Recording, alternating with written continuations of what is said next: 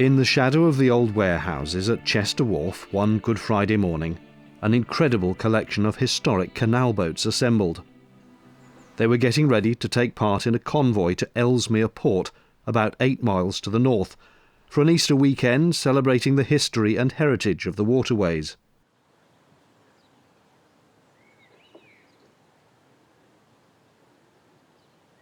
More than 40 narrowboats would be taking part, travelling here from all over the country. All are historic vessels, some over 100 years old and still running strong.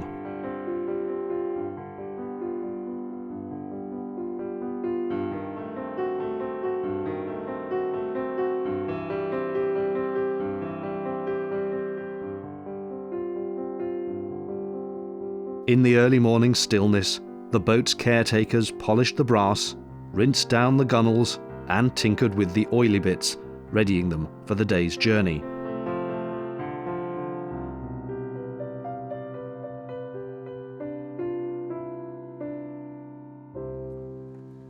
Their moorings had been set aside, such is the significance of the event for canal enthusiasts.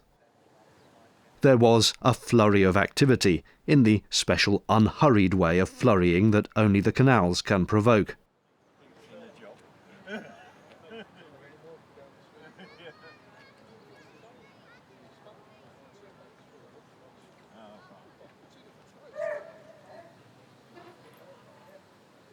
Early impressions might be that this is a male pursuit, but you'd be wrong.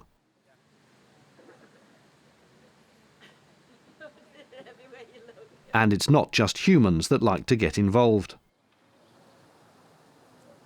Some frustrated at having no say in what was going on.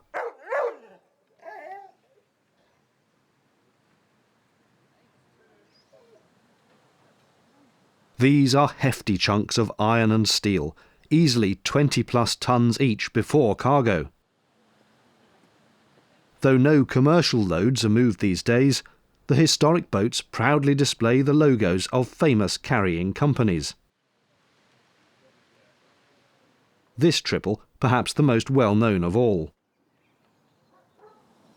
I say no commercial carrying is done, but it's not quite true, as a handful of boats still plough the canal highways, selling fuel, coal and other essentials to those living on the water. And very welcome they are too to live aboard boaters.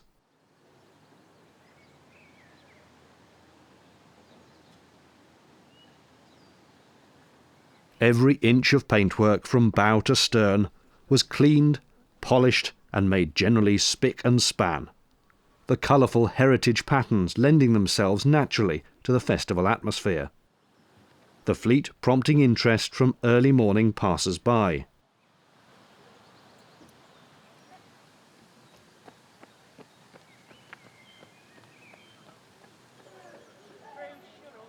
Had any of those pedestrians been particularly drawn in, there was even the chance to join the club, admittedly at a price. Everywhere you looked, vintage boats were moored, tied to each other in marine shibari, ropes and knots binding the craft tightly, side by side by side. At the head of the basin, the canal points almost north. The route to Ellesmere Port lock-free, but, I was later told, rather in need of dredging.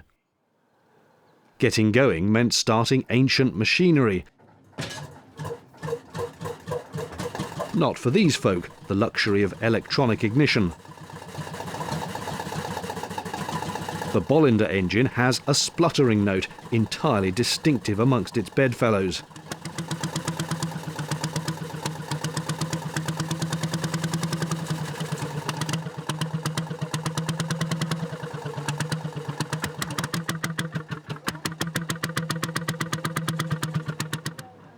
In the leisurely manner entirely typical of canal life, the boats very gently began disentangling themselves from each other.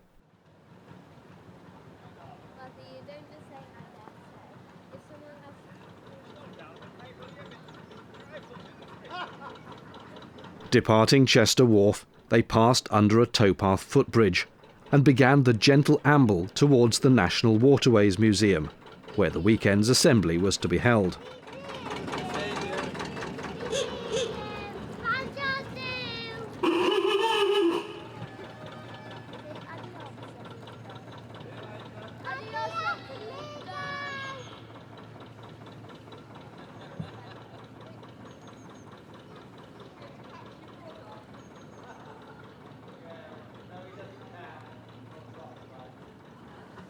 Not all the boats were to make the journey under their own steam. Some, like narrowboat Ilford, are so-called butties, unpowered cargo carriers designed to be towed by another. Eagle-eared viewers will notice the towing boat here is also powered by a Bolinder engine.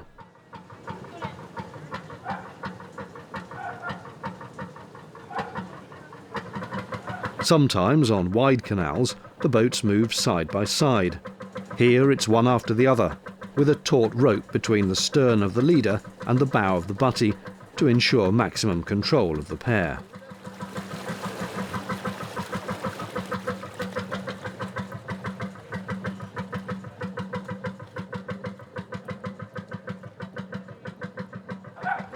Notice the huge rudder. With no propeller providing wash, steering is limited, so you need a bigger surface to give any usable turning effect.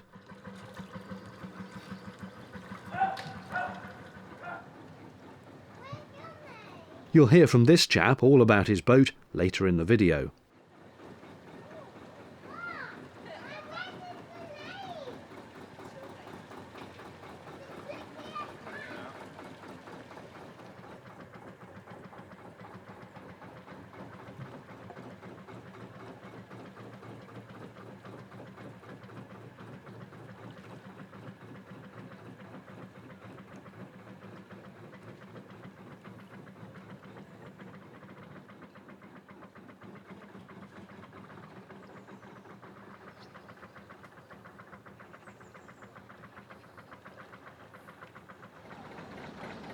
At the rear of the pack, these ladies showed with ease how to extricate a pair of narrowboats, tied side by side, from in between the towpath and another craft.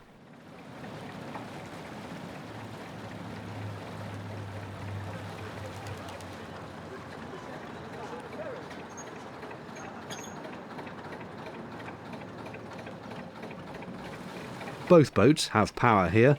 Note the synchronised tiller action.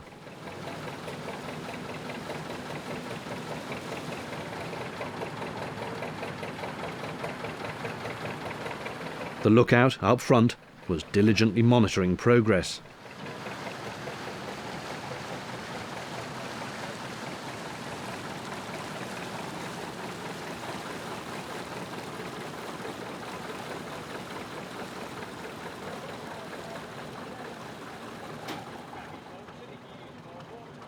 The departure process for all the narrowboats was spread over several hours. But since mooring at Ellesmere would involve the boats queuing to manoeuvre onto a berth in tight quarters, spreading out their arrival times was a sensible move. Here, two more are detaching themselves from each other and the mooring rings on shore.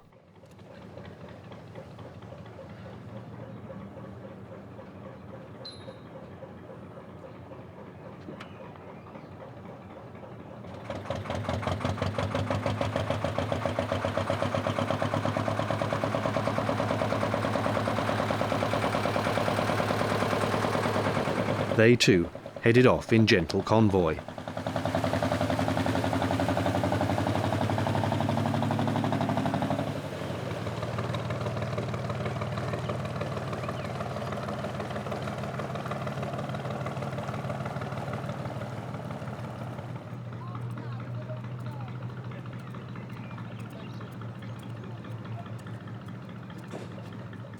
The duck was unconcerned, focused only on his slice of bread, until a female duck took it off him, much to his obvious dismay.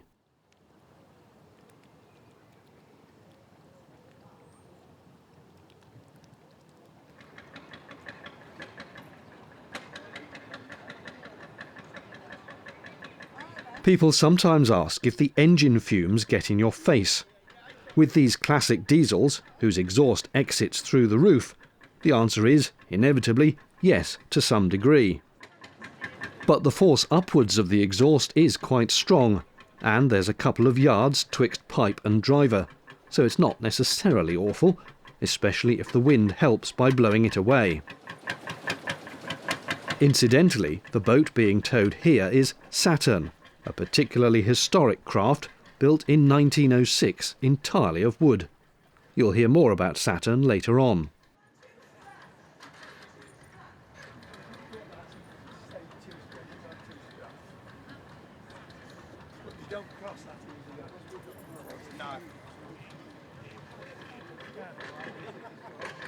At this point, I jumped in my car and set off, to leapfrog at least some of the convoy, meeting them as they went along the route.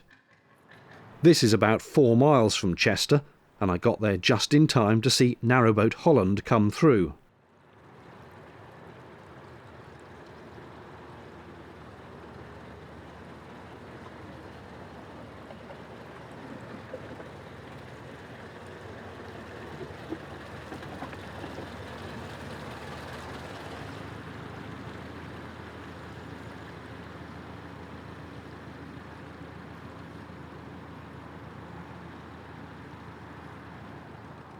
In the distance behind was a towed pair, setting a good pace.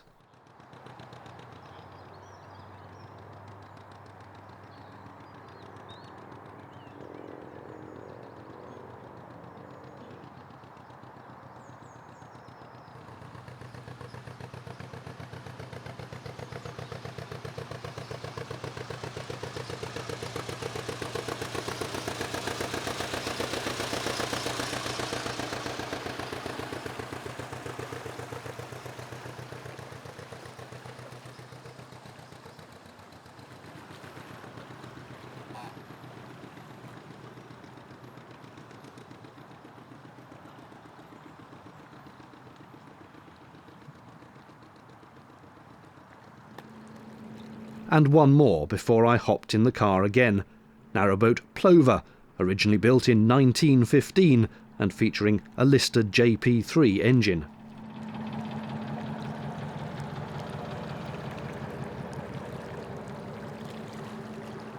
Just a mile or so short of Ellesmere Port, I intercepted the convoy again for a few shots.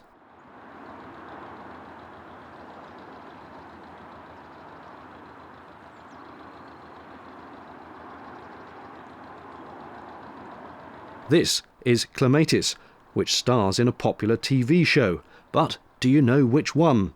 The answer will be revealed shortly.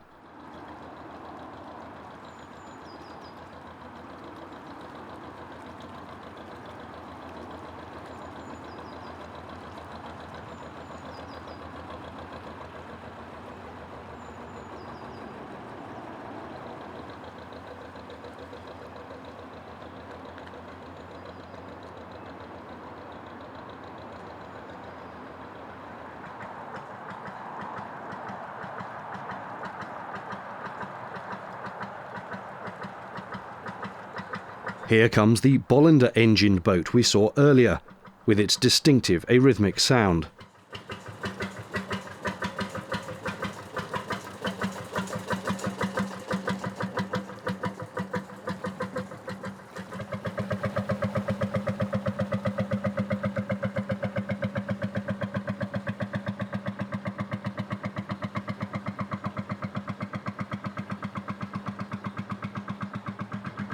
Note again, the canine captain of the watch.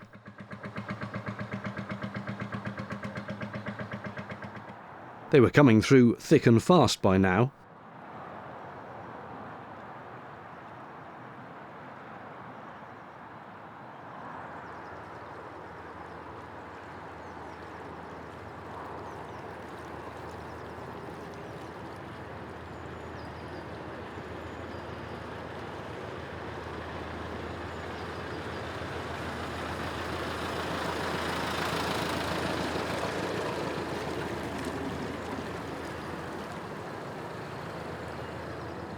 At the journey's end is the National Waterways Museum, run by the Canal and River Trust. The boats had to do some nifty manoeuvring here, reversing into the narrow basins, past other craft in order to moor up for the weekend. Once he'd done that and got all sorted, I spoke to the owner of Alder and asked him about the boat's history. Built in 1931 by Yarwoods of Northwich for fellows Morton and Clayton, which you can see on the side of the cabin now. And she traded to Ellesmere Port, Manchester, down to the Midlands with cargo, mostly on the northern waterways, until about 1964 as far as we can gather, and then that's when commercial carrying really ended. And you'll see she's slightly shorter than a lot of the other boats here because she was cut down by British Waterways as a maintenance boat on the River Weaver navigation. She was the painter's boat. And I bought her about 30 years ago and restored the aft end as it would have been originally, with the traditional back cabin and engine room, and then converted the forward bit as living accommodation. She's a riveted boat. She was built of coppered steel, actually, the sides. She's one of only 6 boats built of copper steel by Yarwoods. It was a bit of an experiment between iron construction and steel construction, and they thought maybe this would make the boat more rust resistant. So the sides were coppered steel and the bottom was wooden, elm bottoms. So they had 3-inch thick elm right throughout the bottom of the boat, but I've converted that now to a steel bottom because it's easier. It's a Gardner 2L2, which is, some say, the Rolls-Royce of diesels. It was built in 1943 for a narrow boat called the Fred on the Manchester collieries on the Bridgewater Canal. So she towed coal boats on the Bridgewater Canal, and eventually it came via another boat to me about 30 years ago, and we've put her in, so the engine does very well, really, considering its age. The staggered start from Chester proved to be vital, as boats nonetheless began queuing up to get into the Ellesmere basins, the necessary manoeuvring demanding incoming boats take up a holding pattern on the approach. Longer craft were sent down a pair of locks into a lower dock, and that always takes time, especially when there's an audience of the general public enjoying a day at the museum.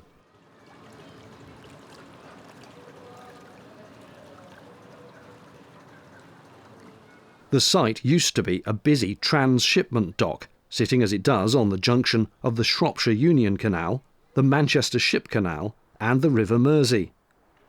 In the Industrial Revolution of the 1700s and 1800s, water transport was critical. They were the motorways of the 18th century. The canals were here before railways, and so if you wanted to get stuff from A to B, canal boats were the way in which you did it. It was a little bit slow, but still, that's how they moved pottery from the potteries from Stoke, and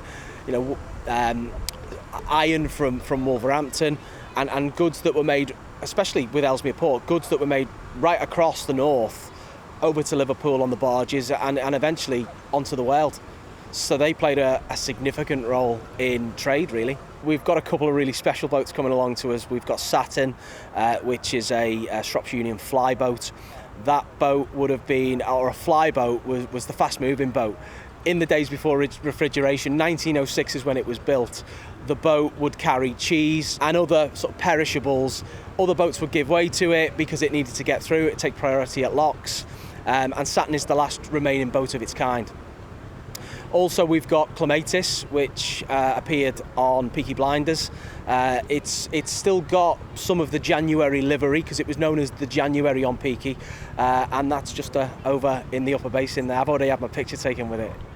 In the rather more compact upper basin, lining up with your fellow boaters requires an old-school docking technique, namely someone at each end of the boat pulling on a rope to shift it sideways.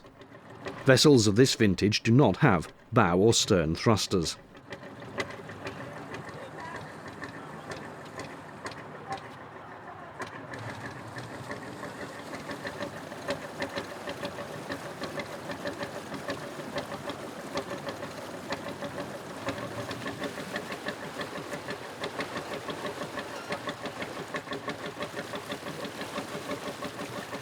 Here's the next boat coming in, gently backwards so as not to thump the boats on the side.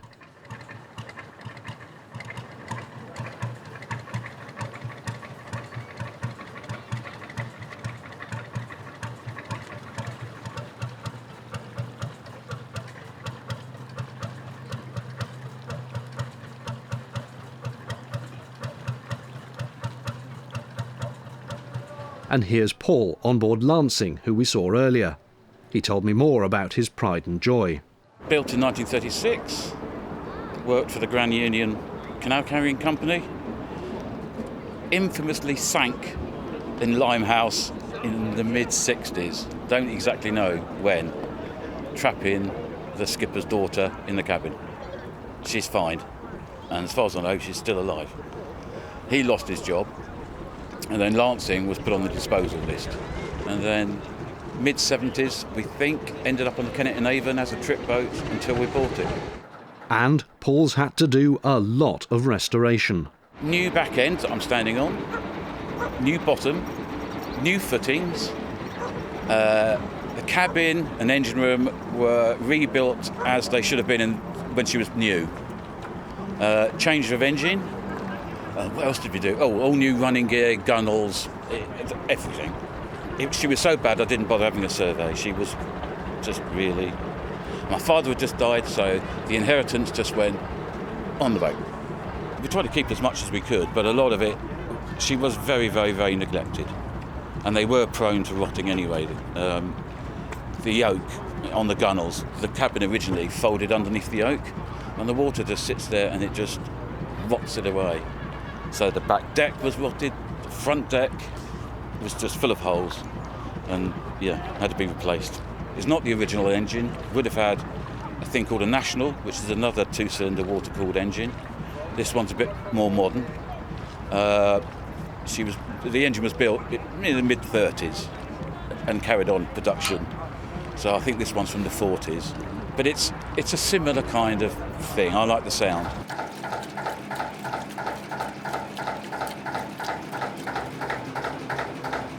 When I bought it, she had a thing called a PD2, which is an air-cooled engine, and it sounds like a bag of spanners. It just goes bap, bap, bap, bap. And some lady came out and spoke to my wife and said, "I've got one of them. People keep shouting at me to slow down." And my wife just said, "It'll have to go." So that's why we changed it for a water-cooled engine, which I thought was more in keeping, really.